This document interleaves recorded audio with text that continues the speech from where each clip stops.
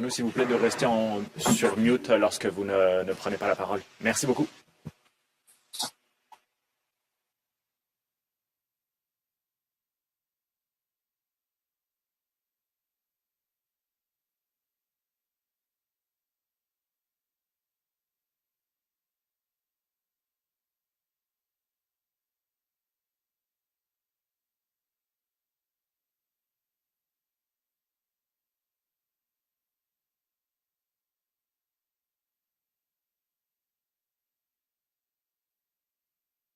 Bonjour à tous. Good morning, everyone.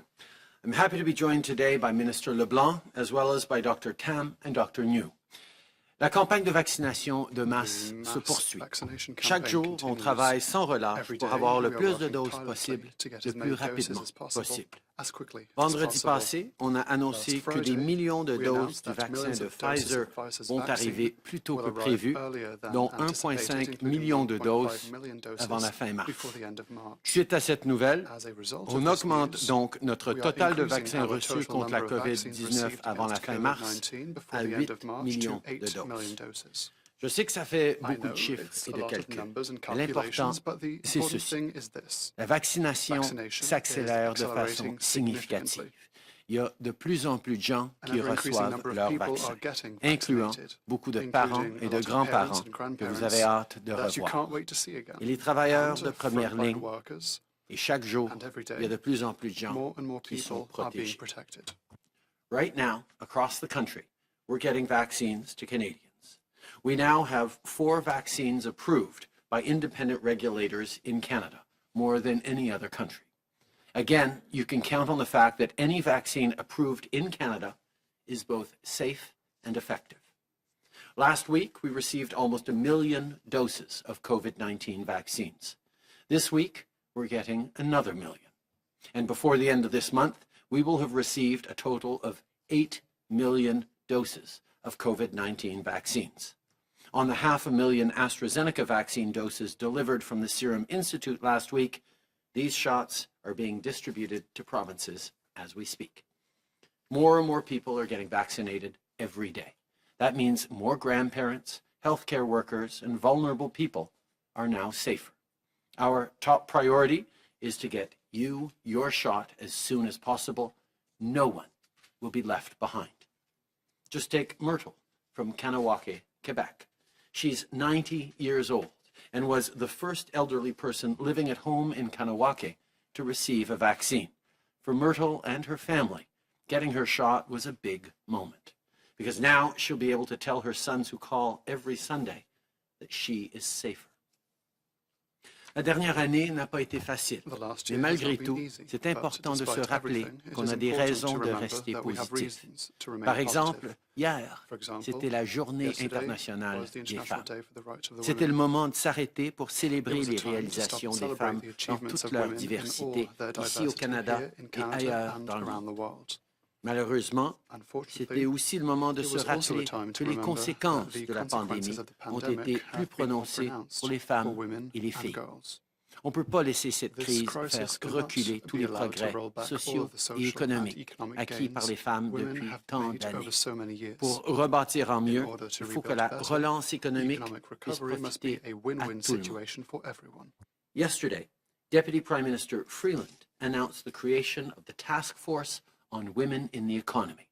This 18-member task force, from CEOs and childcare advocates to labor representatives, economists, and Indigenous leaders, will advise the government on continuing to advance gender equality in the wake of the pandemic. We need to rebuild an economy that's fair for everyone. So that's exactly what we're going to do. Of course, this is just one part of the equation. After all, it's almost impossible to get, let alone keep, a good job without a roof over your head. Everyone deserves a safe and affordable place to call home. Yesterday, the federal government partnered with the government of British Columbia to announce a $517 million housing benefit investment over 10 years. This is part of our $2 billion commitment to the Canada Housing Benefit to support families right across the country. For more than 25,000 households in BC, the new Canada-British Columbia housing benefit will provide financial assistance to marginalized people with low incomes to help with monthly rent. On average, this could mean around $400 in support each month in rent. This program is designed to get right to people who need it most. That's why the benefit will go directly to households through nonprofit housing providers through BC Housing. Investments like this are real steps forward to make sure that everyone has a safe place to call home. I want to thank Ministers Ahmed Hussein and Joyce Murray, Member of Parliament Terry Beach, and their counterparts in BC for all their important work on this issue. Jeudi cette semaine, le 11 mars, ça va faire un an que la COVID-19 a été officiellement déclarée une pandémie mondiale par l'OMS. En peu de temps, nos vies ont changé. Ce qui paraissait normal la veille allait le devenir de moins en moins au cours des semaines et des mois qui allaient suivre. Cette semaine, on marque un mois que vous faites des sacrifices. À tous les Canadiens qui font des efforts petits et grands, je veux vous dire merci. Je sais que c'est pas facile. C'est le genre de crise qui arrive seulement une fois par siècle. On va s'en sortir en étant unis et en continuant de travailler ensemble. On fait du chemin depuis l'année dernière. Il en reste beaucoup à faire. Mais on va finir par vaincre la COVID-19. We're naming March 11th, 2021 as a National Day of Observance to honor everyone we lost to this terrible virus and to recognize the impact this global pandemic has had on all our lives. Around the world, more than 2.5 million people have died because of COVID-19. 22,000 of them were our fellow Canadians. They have been taken from us, but they will not be forgotten. Each one was special. Each one was loved. They were grandparents, friends, parents, brothers, sisters, and colleagues. There are no words for the pain of losing someone you love. As a country, we remember all those we lost and we mourn with families and friends. To everyone who is grieving, we're thinking of you and we're there for you. On Thursday, I invite all Canadians to join together to honor the memory of those we have lost and to thank all those who continue to make incredible sacrifices to fight this pandemic. Together, we will beat this virus. Merci. Je cède maintenant la parole à la Dr. Tam et le Dr. New.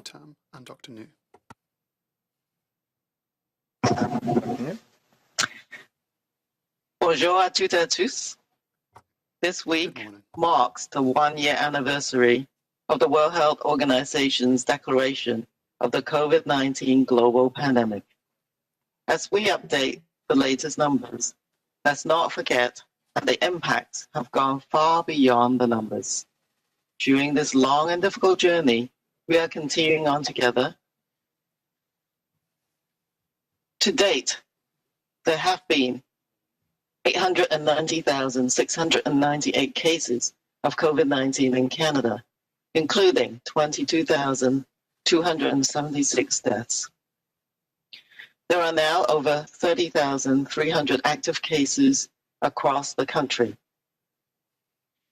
Over the past week, an average of over 2,900 new cases and 37 deaths were reported daily. During the same time period, over 2,080 people with COVID-19 were being treated in our hospitals each day, including almost 550 in critical care. This weekend, as I reflected on the week ahead, I felt a mix of emotions that I'm sure most of us are feeling in one form or another. First, in looking back at the year behind us, it is a time of solemn remembrance of the cherished lives we have lost. At the same time, it is clear that our work is not done. To honor the memories of those we have lost and appreciate the progress our sacrifice has afforded us, it is time to pause to remember, gather our strength, and commit to our future by sustaining our efforts until the crisis phase of the COVID-19 pandemic is behind us. In remembrance, the Government of Canada has designated this Thursday, March the 11th, 2021, as a National Day of Observance to commemorate those who lost their lives and the significant impacts we have all endured because of COVID-19. As we reflect, it is also a time for great hope, given many important advancements.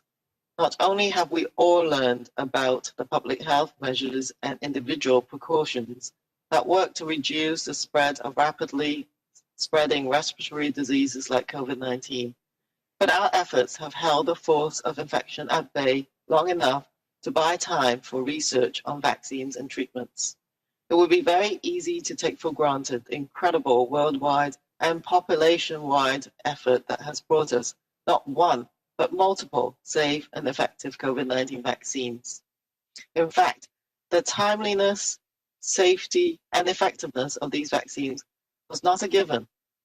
And I would say it has in many ways exceeded the hopes we dared to have a year ago. We have all experienced loss, and I know we're all tired. But let's also recognize some of our achievements and the good things that we want to carry forward. We can have renewed faith in ourselves coming together during a crisis, sticking it out longer than any of us might have guessed we could do, and doing it with enduring kindness. Though there have been stumbles, we have adapted and we have endured, and I know we have what it takes to see things through. Lest I leave you without a public health reminder, as we continue to accelerate vaccinations, having the fewest interactions with the fewest number of people for the shortest time and the greatest distance possible, and wearing the best fitting mask will continue to serve us well. Thank you. Bonjour à toutes et à tous. Cela fait 1 an cette semaine que la pandémie de COVID-19 a été déclarée par l'Organisation mondiale de la santé. Alors que nous mettons à jour les derniers chiffres, n'oublions pas que les répercussions vont bien au-delà des chiffres dans ce long et difficile parcours que nous faisons ensemble. À ce jour, il y a eu 890 698 cas de COVID-19 au Canada, dont 22 276 décès. Il y a maintenant plus de 30 300 cas actifs au pays. Au cours de la dernière semaine, 2 900 nouveaux cas et 37 décès ont été signalés en moyenne chaque jour. Pendant la même période, plus de 2080 personnes atteintes de la COVID-19 ont été traitées dans nos hôpitaux chaque jour, dont presque 550 aux soins intensifs. Cette fin de semaine, en réfléchissant à la semaine à venir, nous avons éprouvé toute une gamme d'émotions que nous en sommes sûrs, la plupart d'entre nous ressentent sous une forme ou une autre. Tout d'abord, en pensant à l'année qui vient de s'écouler, nous devons rendre un hommage solennel à toutes les personnes qui nous étaient chères et que nous avons perdues. En même temps, il est clair que notre travail n'est pas terminé. Pour honorer la mémoire de ceux et celles que nous avons perdus et constater le progrès que nos sacrifices nous ont permis de réaliser, il est temps de s'arrêter un moment pour nous souvenir, rassembler nos forces et nous mobiliser pour notre avenir. En ne relâchant pas nos efforts tant que la phase critique de la pandémie de COVID-19 n'est pas traversée. Le gouvernement du Canada est désigné ce jeudi 11 mars 2021 une journée nationale de commémoration pour que nous nous souvenions de ceux et celles qui ont perdu la vie et des conséquences importantes que nous avons subies en raison de la COVID-19. Ce moment de réflexion est aussi un moment où de grandes et nombreuses avancées nous donnent un immense espoir. Non seulement nous en savons tous plus sur les mesures de santé publique et les précautions individuelles à prendre pour réduire la propagation rapide des maladies respiratoires telles que la COVID-19, mais nos efforts ont permis de contrôler l'infection suffisamment longtemps pour que la recherche sur les vaccins et les traitements puisse se faire. Il serait très facile de considérer comme allant de soi l'incroyable mobilisation de la communauté internationale et de la population de chaque pays, grâce à laquelle nous avons pu avoir non pas un, mais plusieurs vaccins sûrs et efficaces contre la COVID-19. En fait, la rapidité avec laquelle ils ont mis au point leur innocuité et leur efficacité n'étaient pas acquises d'avance. Et nous dirions qu'à bien des égards, jamais nous n'aurions espéré de telles avancées il y a un an. Nous avons tous subi des pertes et je sais que nous sommes tous fatigués, mais sachons aussi reconnaître certaines de nos réalisations et soyons conscients des éléments positifs que nous voulons faire avancer.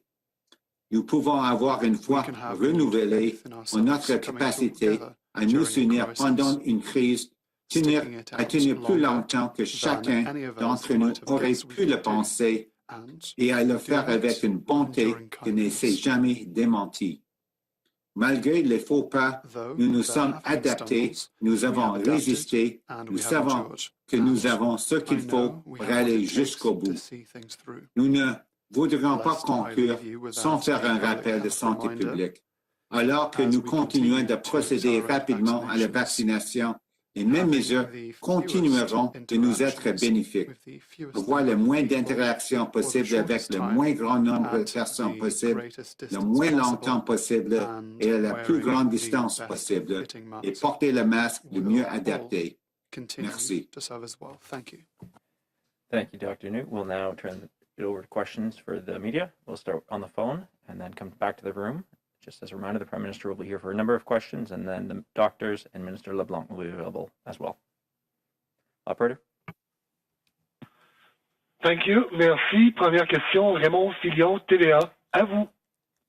Merci. Bonjour, Monsieur le Premier ministre. Vous avez toujours défendu avec vigueur le multiculturalisme et la diversité. Alors, j'aimerais savoir comment vous réagissez aux allégations de racisme au sein de la famille royale. Je pense que nous avions tous démontré au Canada qu'il n'y a aucune tolérance pour le racisme ou la discrimination systémique. Moi et mon gouvernement, nous avons reconnu l'existence du racisme systémique et nous avons pris des mesures significatives pour lutter contre ce racisme dans toutes nos institutions, dans tous nos systèmes. Je ne vais pas commenter la situation de la famille royale britannique, mais certainement que nous allons continuer notre lutte ici au Canada contre le racisme systémique. We have been very clear as a government that we will always stand up against systemic racism and intolerance in all its forms. I have recognized, our government has recognized systemic discrimination and has moved forward significantly to fight against it as it exists in all our institutions and all our systems. We need to be vigilant and we will continue that work. I won't comment on what's going on over in the UK, but I will continue to endeavor to fight against racism and intolerance every single day in Canada. Qu'est-ce que vous dites aux nombreuses personnes ici au Canada pour qui le temps est venu de repenser les liens entre le Canada et la monarchie, surtout à la lumière de ces allégations de racisme systémique? Ma priorité ces jours-ci, évidemment, c'est la lutte contre la COVID-19. C'est de rebâtir notre économie en mieux. Et tous nos efforts en tant que gouvernement sont alignés là-dessus et sur l'arrivée de vaccins le plus rapidement possible. Des grandes conversations constitutionnelles, il y en a qui peuvent les avoir, mais pour moi, la priorité absolue, c'est la santé, la sécurité des Canadiens et de passer à travers cette pandémie. Right now, my single most important priority is getting through this pandemic and rebuilding the economy. Everything we're doing every single day in terms of keeping Canadians safe, of getting vaccines here as quickly as possible and into as many Canadians' arms as we possibly can is our singular focus, along with preparing the economy to come roaring back as quickly as possible. I can understand some people are looking for constitutional conversations. I'm not going to engage in those right now. I am focused on getting us through this pandemic. Merci. Prochaine question, operator. Thank you. Merci. Next question, Cormac McSweeney, City News, line open. Prime Minister, there are reports that the government will not be presenting a budget in March, that it will be later this spring. Can you confirm whether or not we will get a budget by the end of the month? And what is your government's justification for not presenting a fiscal plan this month, given the fact that we haven't had a budget since 2019? We will be announcing the date of the upcoming budget in due course, but I can tell you that we are focused very much on getting us through this global pandemic that has been the challenge that we've faced for a full year now. We have put forward measures repeatedly, including fiscal updates and significant investments in Canadians, from families to workers to small businesses, and we will continue to do absolutely everything necessary to get us through this pandemic as long as it takes. That's the promise I made to Canadians, that we would have people's backs every step of the way, whether it's on income supports, whether it's on the housing benefits we've announced today, whether it's on getting them vaccinated as quickly as possible. We are working on the budget. It will be coming soon, but we will have an announcement to make in due course. Follow-up, Cormac? The military has announced that we have a new Vice Chief of Defense Staff, Francis Allen, Lieutenant General Francis Allen, the first woman to hold that role. How important is it to have a woman in that role at this particular moment in time, given the misconduct allegations against people in the senior ranks of the military? And will the government set up an independent body to investigate accusations of sexual misconduct, racism, and discrimination?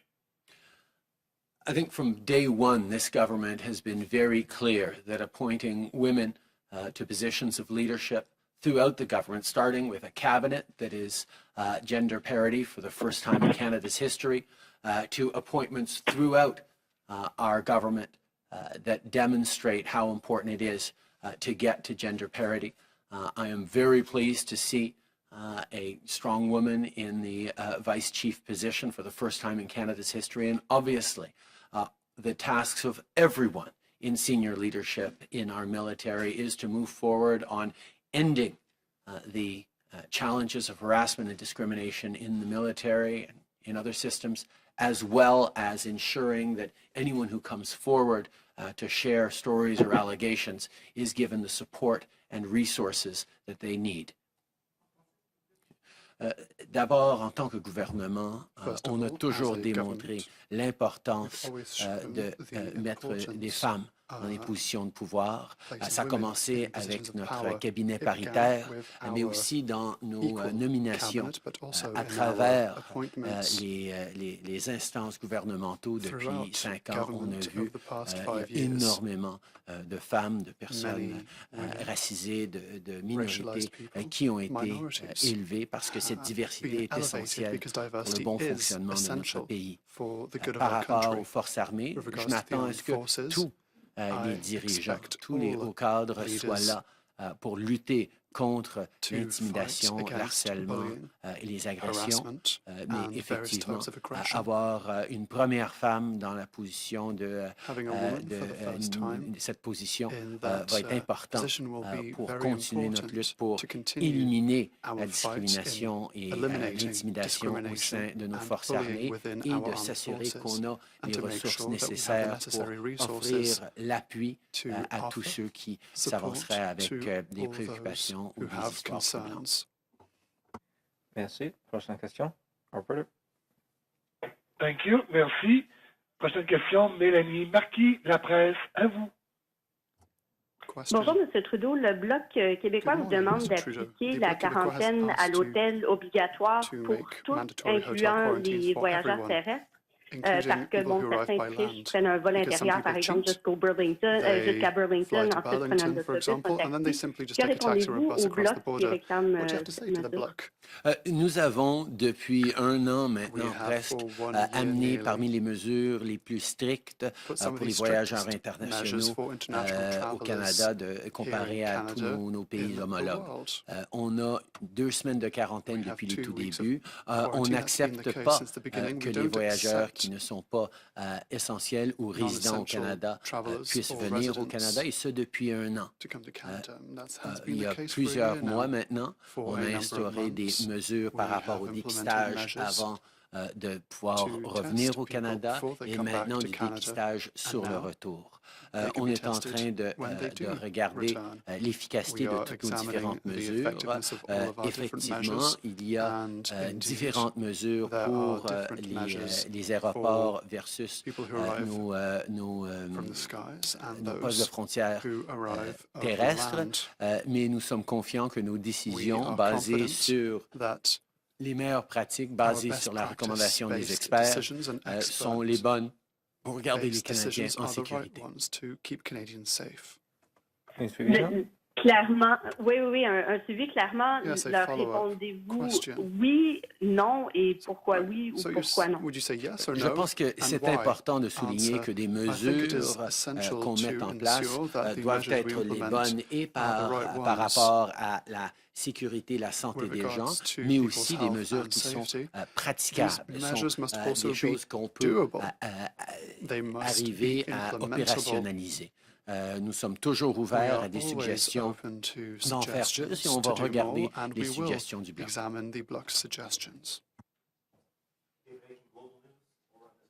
Minister. It's the first time we've had a chance to ask you about the news we reported a couple of days ago that someone who wanted to provide some information about Admiral MacDonald was threatened.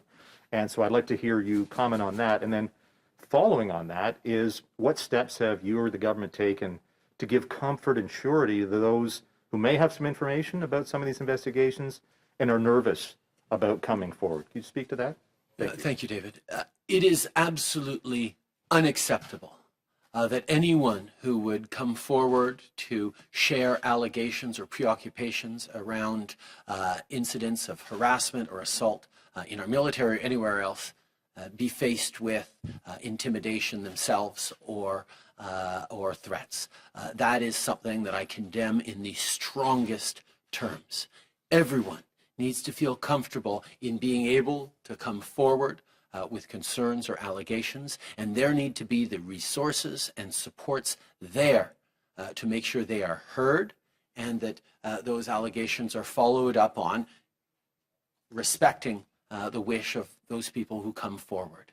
It is extremely important that anyone who works anywhere in Canada, particularly for government, particularly anyone who's chosen to serve in our armed forces, be supported and listened to. We will continue to move forward on measures to ensure that we are not only giving those supports to people who come forward, but also ensuring that we're putting in place independent mechanisms to put an end to these troubling allegations and this behavior once and for all. C'est absolument inacceptable que quiconque viendra avec des allégations ou des histoires préoccupantes d'harcèlement ou d'agression au sein de nos forces armées soit elle-même victime d'intimidation ou d'harcèlement ou de menaces. Personne qui partage ces allégations devrait subir ça, et je condamne ces rapports dans les plus stricts termes. Nous nous devons d'assurer que quiconque veut venir de l'avant est écouté, est appuyé avec les ressources et le soutien nécessaires, et qu'on puisse avancer avec des enquêtes indépendantes, dépendamment de la volonté de la personne qui partage ces allégations. Le respect des survivantes doit être au cœur de tout ce que nous faisons. Et évidemment, nous allons avancer avec des mesures et pour offrir plus d'appui à tous ceux qui ont des préoccupations à partager, mais aussi des mesures pour mettre fin à cette culture qui permet ou qui tolère de l'intimidation, de l'harcèlement au sein de nos institutions au Canada. Oui, bonjour, Laurence Martin de Radio-Canada. Vous parlez donc d'enquête indépendante. Est-ce que vous confirmez qu'il va y avoir un comité d'enquête indépendante pour justement ces allégations d'inconduite sexuelle dans l'armée? Et si oui, pourquoi ne pas l'avoir fait plus tôt? Parce que cette demande, elle est sur la table depuis plusieurs années. On est en train de voir dans beaucoup de nos institutions, que ce soit nos forces armées, que ce soit Correction Canada, Service correctionnel Canada récemment avec certains rapports, que ce soit au sein de la GRC, comme on a vu dans la commission Bastarache, des problèmes culturels, d'une tolérance d'abus ou d'harcèlement qui n'a pas sa place nulle part au Canada. Nous allons et nous sommes en train de regarder les différentes mesures qu'on peut mettre en place et pour s'assurer que d'abord, il y ait les appuis réels pour tous ceux et celles qui s'avancent avec des plaintes et des histoires d'harcèlement, des allégations sérieuses, mais aussi qu'on mette en place les mesures pour changer la culture dans nos institutions, pour changer la culture dans nos lieux de travail à travers le pays. Nous avons fait des avancées là-dessus, mais nous avons encore plus à faire. Nous allons regarder évidemment tous les différents rapports et recommandations qui ont été faits et nous allons agir. I think what we're seeing over the past days, weeks and months is a really troubling pattern in Canada. Whether we talk about the news coming out of the Canadian Armed Forces, whether we talk about the Bastarache report into the RCMP, or even recent reports coming out of Correctional Services Canada, we see that our institutions in Canada are not doing a very good job either of preventing a culture that tolerates harassment, intimidation, and even assault, or puts forward measures to support anyone who comes forward with stories of harassment, intimidation, or assault. This needs to end. There have been, as has been pointed out, numerous reports and recommendations made on measures that can be put forward to do that. We have taken steps as a government in that direction, but there is more to do, and we will do more. En question de suivi, M. Trudeau, parce que vous l'avez dit, ça fait des années qu'il y a des allégations au sein des Forces armées canadiennes. Cette demande pour un comité d'enquête indépendant, elle existe depuis des années, elle a été faite à votre gouvernement depuis des années. Pourquoi est-ce que vous n'avez pas agi? Parce que quand on regarde ça de l'extérieur, c'est un peu comme on se dit, bon, ben, on a attendu qu'il y ait un scandale pour agir. Au contraire, on a agi. On est allé de l'avant avec plus de mesures, plus de structures pour mieux répondre à des allégations qui viennent de l'avant pour transformer la culture avec Opération Honneur, par exemple. Mais ce qu'on est en train de voir, c'est que les changements qui ont été apportés n'ont pas été assez rapides et il va falloir qu'on en fasse plus et on va en faire plus.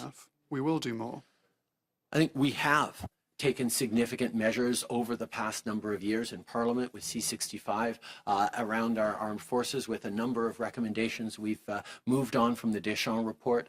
We're moving forward on measures within the RCMP, and we've moved forward on measures within Corrections Canada. But what is obvious is that those measures didn't go far enough and they haven't moved fast enough. And that is my commitment, that we will be moving faster and going further to make sure that anyone who serves their country or works for the government or ideally works anywhere in Canada has a safe workplace and recourse if they are unsafe. Prime Minister Lee Berthiaume, Canadian Press. Parties left and right of yours are calling for more targeted supports for sectors that will likely be last to emerge from the pandemic. Why are you resistant to this idea? We have, from the very beginning, delivered on our promise to Canadians that we would be there to support people as long as it took, as much as it took. That's something that we've demonstrated. Of all the money invested in helping Canadians get through this pandemic, 8 or 9 of every $10 has come from the federal government. We have been there. And these supports have been targeted to the most hard-affected sectors. Airlines have received over $1.5 billion in supports. Tourism operators have received support through the wage subsidy, through the CEBA. There have been many, many different supports that have gone to the hardest affected sectors, and we've further extended those supports. We have announced supports in our fall economic statement, and we certainly hope that parties in the House, particularly the Conservative Party, will stop playing games, blocking and obstructing the passage of important legislation, from medical assistance in dying to measures to support families. We know it's important that our democracy continues to function, that we continue to have robust debate around all these measures, but even the NDP and the Bloc are now pointing out that the Conservatives are being obstructionist in the functioning of Parliament. We need everyone to work together to be able to continue to deliver the supports for Canadians that they so richly need in this difficult time, even as we approach what is hopefully the end of this pandemic with the arrival of mass vaccinations. Prime Minister Tom Perry from CBC. I know you don't want to get involved in a constitutional debate. I know you don't want to comment on the royal family. But I would like to ask you, how do you reconcile your support for the monarchy with your stated desire to dismantle the legacy of colonialism in this country? There are many institutions that we have in this country, including that big building right across the street from us, Parliament, that has and is built around a system of colonialism, of discrimination, of systemic racism in all of our institutions. But the answer, Tom, is not to suddenly toss out all the institutions and start over. The answer is to look very carefully at those systems and listen to Canadians who face discrimination every single day and whenever they interact with those institutions, to understand the barriers, the inequities and inequalities that exist within our institutions that need to be addressed, that many of us don't see because we don't live them. That's what fighting systemic discrimination is all about. Listening, learning, and improving and transforming our institutions. We have been open to that. We have been working on that from the very beginning. Obviously, I wish all the members of the royal family the very best, but my focus, as we've said, is getting through this pandemic. If people want to later talk about constitutional change and shifting our system of government, that's fine, and they can have those conversations. But right now, I'm not having those conversations. I'm focused on getting us through this pandemic and bringing our economy roaring back. Je pense que c'est très important de comprendre qu'on vit dans un système avec des institutions qui ont été bâties pas pour tout le monde, mais pour certains. Et au fil des années, hier, on a reconnu que c'était même pas il y a 100 ans que les femmes ont eu le droit de vote. On a beaucoup de travail à faire encore à éliminer la discrimination et le racisme systémique dans nos institutions. Mais ça ne veut pas dire qu'il faut tout simplement enlever toutes ces institutions et rebâtir des nouvelles institutions. Ce qu'il faut, c'est regarder attentivement à l'intérieur de nos systèmes pour enlever les barrières, les iniquités qui existent. La façon de faire ça, c'est d'écouter, vraiment écouter ceux pour qui ces systèmes ne sont pas justes. Ceux qui vivent de la discrimination institutionnelle, systémique, personnelle, à quasiment tous les jours pour apprendre à faire mieux. Je souhaite évidemment tout le meilleur à la famille royale, mais moi, ma priorité, c'est de transformer le Canada pour être plus juste, plus équitable et mieux pour tout le monde. Prime Minister Mackenzie Gray with CTV News. On vaccines, Johnson & Johnson has told the EU that they'll be under stress to meet their second quarter targets for vaccine supply. Has the company told you there'll be delays in Canada? And can you give us at least a ballpark date on when we can expect our first Johnson & Johnson shot in Canada? First of all, we are very pleased to be one of the very first countries to authorize the Johnson & Johnson vaccine. With the approval of Janssen, we're now one of the only countries in the world with 4 major effective vaccines approved for use in Canada. We have heard in many conversations with Johnson & Johnson that there are challenges around production of the Janssen vaccine, but we will continue to engage with them. We look forward to receiving doses as soon as possible. And as soon as we get confirmation of doses being sent to Canada, we will let everyone know. Thank you, and that concludes the time the Prime Minister has. The doctors and Minister LeBlanc will be available for questions in just a moment, and we'll start over on the phone once Prime Minister leaves.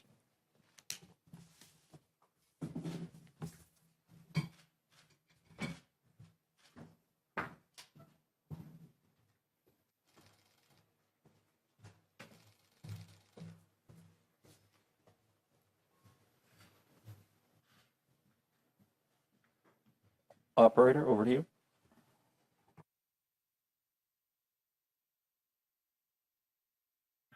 Thank you. Merci. Prochaine question, Catherine Lévesque, La Presse canadienne. À vous.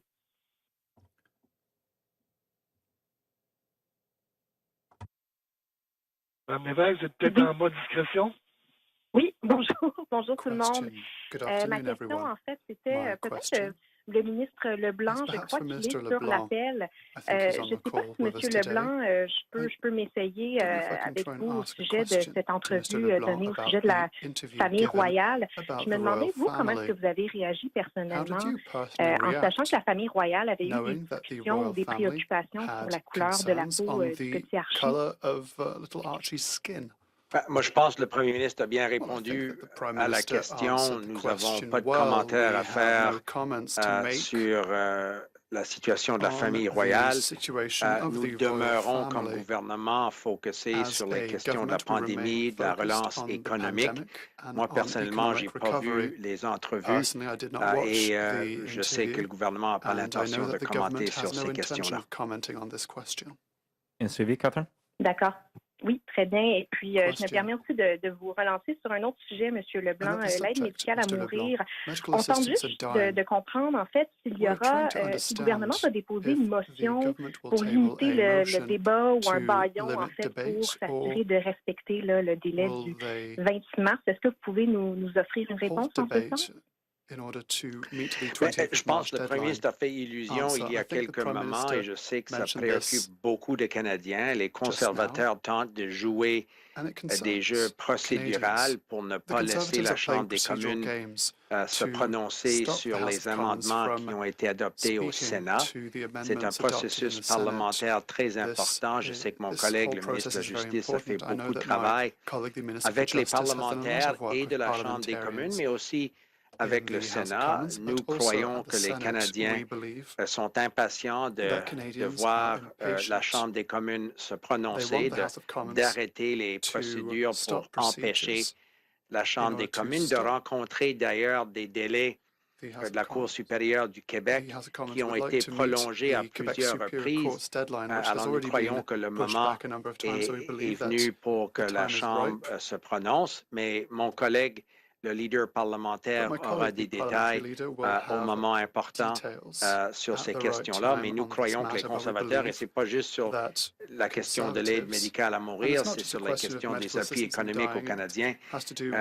Les Canadiens s'attendent que le Parlement puisse fonctionner et que le Parlement puisse adopter des mesures qui sont vraiment dans l'intérêt de la sécurité sociale et économique des Canadiens. Merci. Prochaine question. Thank you. Merci. Next question. Prochaine question. Marie Lastel, Le Devoir. À vous. Oui, bonjour, M. Leblanc. Pour continuer là-dessus, je pense que la confusion vient du fait qu'il y a peut-être un problème de traduction là, au sein de votre gouvernement. En français, votre leader en Chambre dit qu'il faut avancer rapidement et qu'il est content de pouvoir compter sur l'appui du Bloc pour faire avancer le C7 sur l'aide médicale à mourir. Mais en anglais, il dit « We will move ahead without further delay ». Donc, pouvez-vous confirmer si vous allez déposer une motion d'allocation de temps? Et qu'est-ce que vous répondez aux gens qui disent que ce débat-là ne devrait pas être précipité parce que ça touche des questions sensibles? Votre propre gouvernement disait ça il n'y a pas très longtemps, qu'il était préférable d'y aller par consensus compte tenu de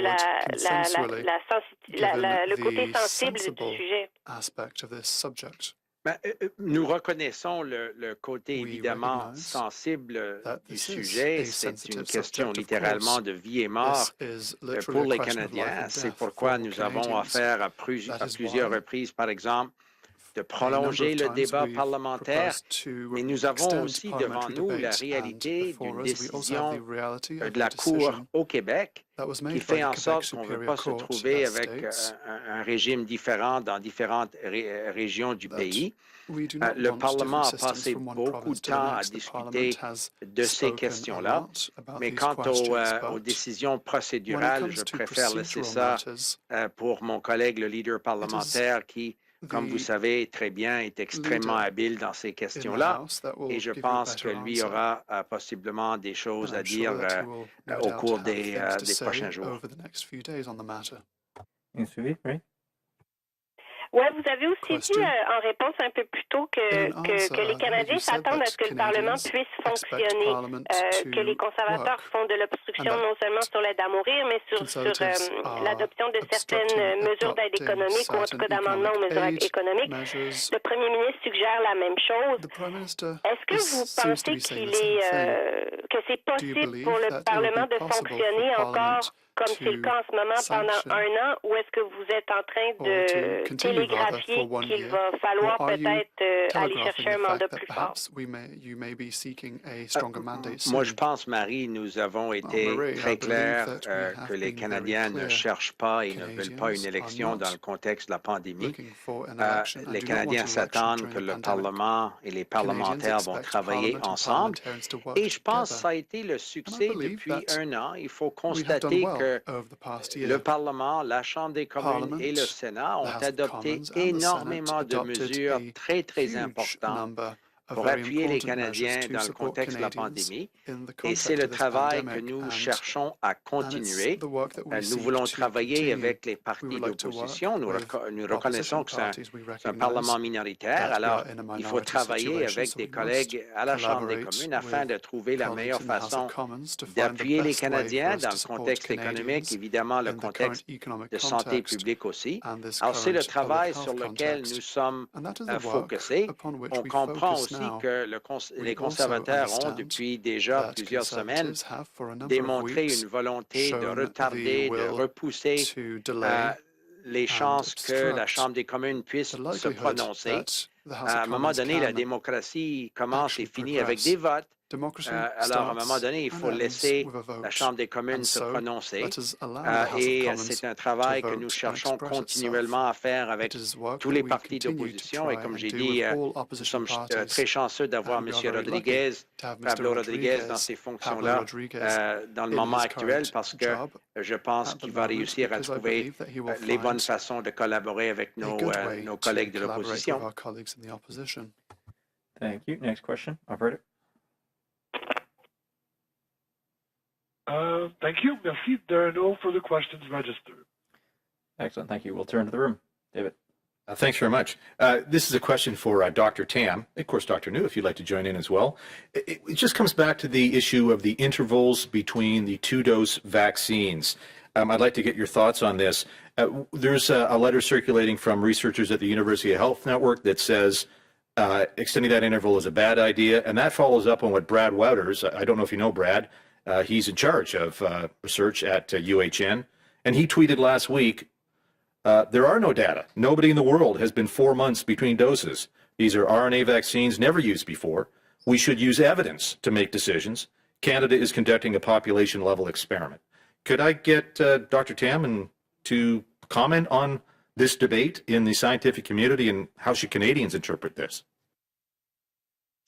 Yes, so I think you've seen the recommendations from the National Advisory Committee on Immunization on increasing that dose, extending that interval with the primary objective of providing a safe and effective first dose to as many people as fast as possible, and then coming back with that second dose is not a one dose strategy. And I think their recommendation comes in several steps, if you like, that we can sort of unpack a bit. First of all, is increasing evidence of the efficacy, the effectiveness in real time gathered from different countries as well as domestically of the effectiveness of that first dose. And the interval or the amount of data that was gathered really amounts to about at 2 months and counting, every day you get a bit more information on that interval. And at that point in time, the effectiveness is high. And so at the 2-month interval, when the effectiveness is high, it is not expected that that kind of protection will suddenly disappear overnight. And so the committee looked at, well, what would happen to that immune response based on existing knowledge about vaccines and immunology already in place.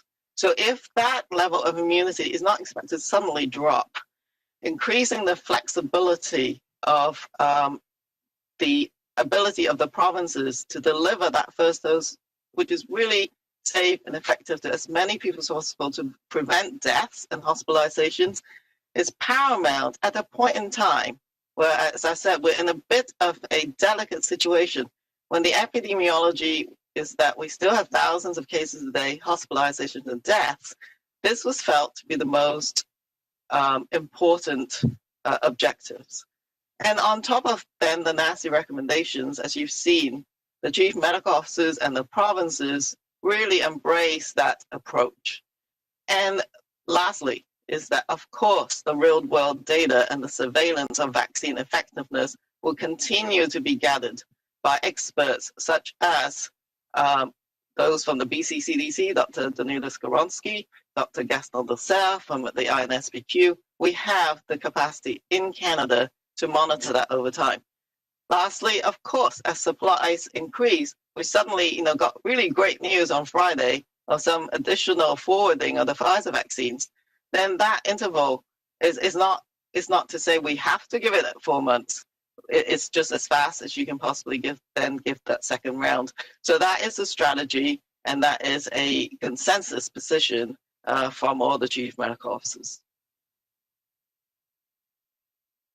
Covering the advertising campaigns of politicians back and forth over policies. But given this debate, the uncertainty, we have Anthony Dale, the president of the Ontario Hospital Association, saying that, quote, to engender trust and confidence within the healthcare system and the general public, we need more from the Public Health Agency of Canada, the Health Canada, advertising and engaging in public relations beyond just maybe tweets, to tell Canadians about this interval issue and perhaps to, I don't want to say combat, but to present your case versus other researchers who have different views on this 4-month interval issue. Can you speak to how you can get your message or get a message out to Canadians to explain to them about this 4-month interval issue? Yeah, so I think communication is always really important. And I do think we can do more in all facets of communication. So as you've seen that in the light of need to move rapidly in a public health context, as new information keeps coming in, there will be many different voices looking at the same data in different ways. But you're right, there needs to be more engagement and more communications. And that's not just public communications or doing press conferences. I think it is engaging communities all the way down. Health professional groups, we have been engaging different health professional organizations. We need to continue and do more of that. And also communities writ large. And I think that speaks to not just the question of the interval, but overall in terms of all the questions that I have about vaccine effectiveness and safety. And to that effect, I think some of the more innovative approaches has been this Vaccine Community Innovation Challenge that was just launched to award different community-based organizations into providing trusted information to their own communities, which is really important. So, of course, we need to translate the NACI recommendations, which, by the way, will keep evolving. That's the challenge, is how do we keep communicating evolving recommendations to the public and different communities in real time. So you will see some of those other innovative measures, but you're right, it's not just about public communications. Community engagement is really important, and we all need to do better at that. Mackenzie Gray here from CTV. I've got two questions for either Dr. Tam or Dr. New. Yesterday, the CDC came out with recommendations for people who are fully vaccinated about new guidelines about what they'd be able to do. I'd like your opinion on two things they said to give guidance to Canadians who are fully vaccinated. One, they said people who are fully vaccinated can meet inside, no social distancing, no masks, with other people who are fully vaccinated. And in the same vein, they said that elderly people who are vaccinated could meet with their grandkids, give them a hug, spend some time together inside again, no social distancing, no masks. What would your guidance be for Canadians who are fully vaccinated? Well, I think it's really important that we, again, adapt our measures when it is safe to do so, while considering, as I've just said, the evolving scientific evidence, but also expert advice and balancing risks and benefits.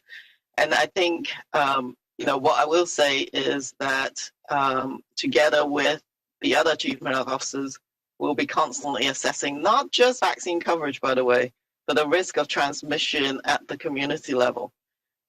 We have considerable community level transmission at the moment, although things have improved. We don't know what the variants are about to do and whether we can keep control on their spread at the same moment as the vaccine coverage is just beginning. So I think we need to take a thoughtful approach, but it is important that we have to evolve our public health approach as more Canadians are getting vaccinated.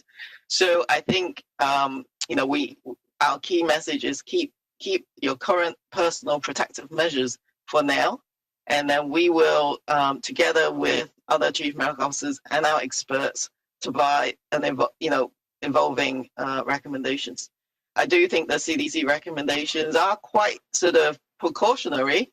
They're just talking about, private settings and very specific kind of situations when people are fully vaccinated. And so we will also be looking at some of these kinds of adjustments when it is safe to do so. But as you've seen, jurisdictions are just beginning to ease some of the more sort of restrictive measures in the community. So they need to know what is going to happen next. Can they keep the transmission at bay while boosting their coverage? So I think we just need to be very thoughtful about how we do it, but we do need to evolve as time goes on. You've talked a lot about once people are fully vaccinated, the risk of hospitalization is near zero and that no one has died who has been fully vaccinated from the trials.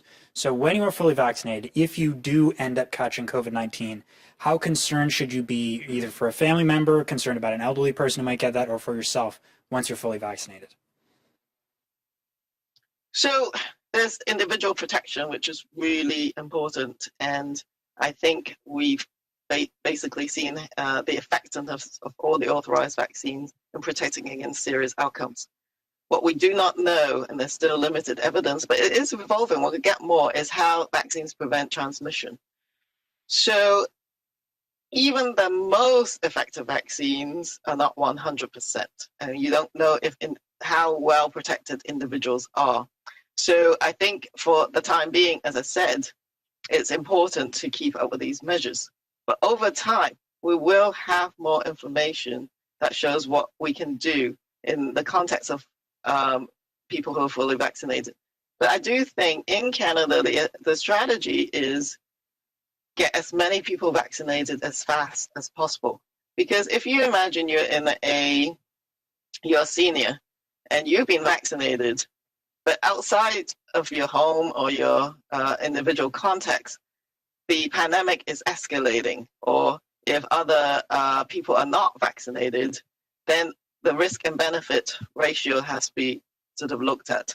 So, but the key piece so that we are all in a better footing is to get truly as many Canadians vaccinated, as many people in Canada vaccinated, I'm not just talking about Canadians, anyone in Canada vaccinated as fast as possible has got to be really our focus.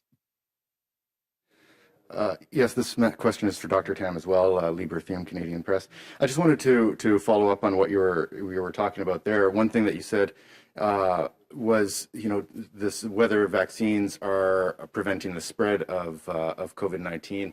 I'm just wondering if we've seen any evidence, any early evidence. You seem to say that that information is still being collected.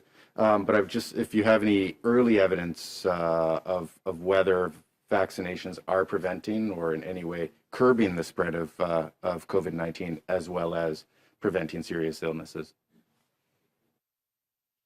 Yes, so I do see the initial positive signs that vaccines, for example, some of the mRNA vaccines have been rolled out earlier on, but also some of the clinical trial data that will still keep coming out, is that there seems to be some effect on preventing infection for some of these vaccines.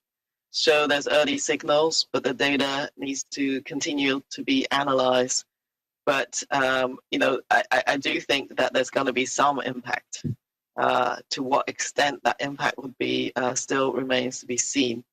Right now, the goal is reducing severe outcomes, but we do have to look ahead now to, what will be the next steps in terms, given as the data comes in. But there are some early signals that some of the vaccines will, partially at least, prevent transmission.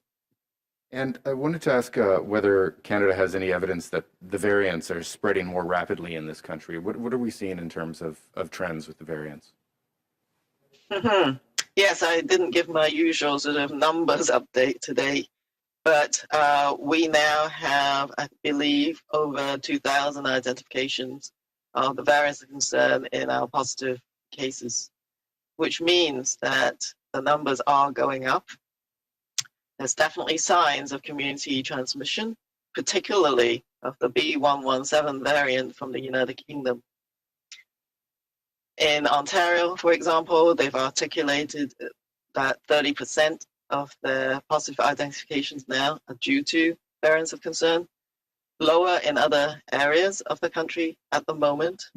But I think this is a very present risk for us. So what we have to do again is to ease things really slowly and then, make sure that testing and sequencing capacity is there. As we slowly move towards spring and getting vaccines up and running, what I would say is that the capacity for screening for variants has greatly increased in Canada to the extent that the majority of provinces, vast majority, are screening or about to get the capacity to screen 100% for very specific mutations. And then sequencing has also improved greatly. And so, that's a good foundation. But we'll just have to watch really carefully as to what happens in the next couple of weeks, because many provinces have just began easing. And we will know, pretty soon, I think, as to whether we are able to keep the variants at manageable proportions while vaccines are escalated, which is why now is not the time to sort of make too many shifts in the public health measures at this time, but we will be able to do so based on what actually happens next. Hi, it's Tom Perry from CBC. Vaccine hesitancy has been kind of an issue we've been talking about for a while. I'm wondering, as the vaccines are rolling out across Canada, how much of that you're seeing, how many people you're seeing who are just refusing to take these vaccines. And I'm wondering if, when you're setting up your modeling, if there's a number that you sort of look at, an estimate for how many Canadians will just, under no circumstances, agree to be vaccinated. Yes, so of course, there is many different sources of information in terms of vaccine uptake. So first of all, people do surveys, sort of public opinion research. And what we're seeing is that more and more people in Canada are saying they want to get the vaccine. So I think partly it's because we've seen some pretty great results domestically and internationally, and that we have detected no safety signals of concern. So we've now given vaccines to quite, people would say not that many, but quite a few, we're now into the millions of people getting vaccinated, and the long-term care outbreaks have reduced. The seniors, particularly those over 80 that have been a prioritized group, we see their rates dropping and crossing, all the other age groups in terms of how well they're doing with both case counts and serious outcomes. And so with that in mind, I do think that there's an actual increase in the number of people who want to get vaccinated right away. There are some who still want to wait a bit, and there's questions. We have to be able to answer those questions. But that's the trend that we're seeing, which is great. Secondly, is that there's been a very high uptake in certain settings like the long-term care facility residents, and in many cases over 90%.